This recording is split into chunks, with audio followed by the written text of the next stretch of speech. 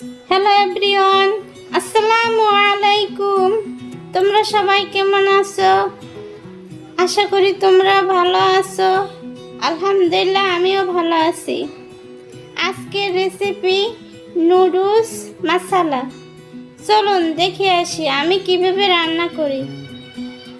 কুরআন মধুর বাণী আমি যখনই